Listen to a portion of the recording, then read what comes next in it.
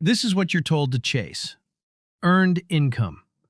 The money you get from trading your time for a salary. You work for it, you get a paycheck, and the government takes a chunk before you even see it. It's taxed at the highest rates. They love this money. It's easy to track, easy to tax. It's the engine of the economy, and you're the fuel. Now, let's look at the money the rich make. They don't make their money from a paycheck. They make it from capital. They make it from their assets.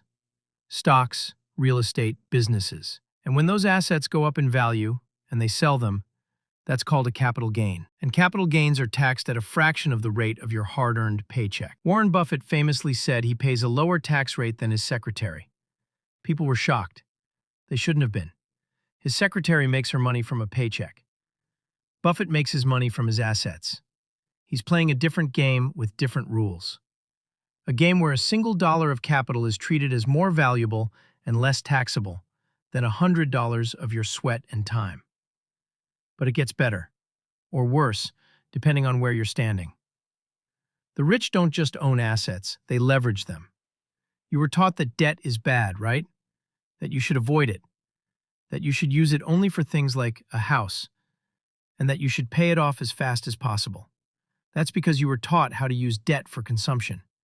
The rich were taught how to use it for creation. They don't sell their stocks to get cash and then pay capital gains tax. They just borrow against those stocks. That loan isn't considered income, so it's not taxed.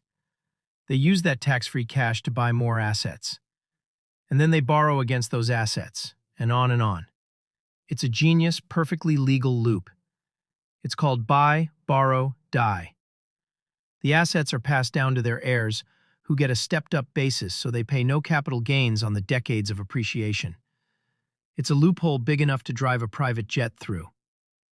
So you're working your butt off, paying your taxes, and trying to save your way to freedom, while the system is quietly siphoning money from your pocket and funneling it into theirs.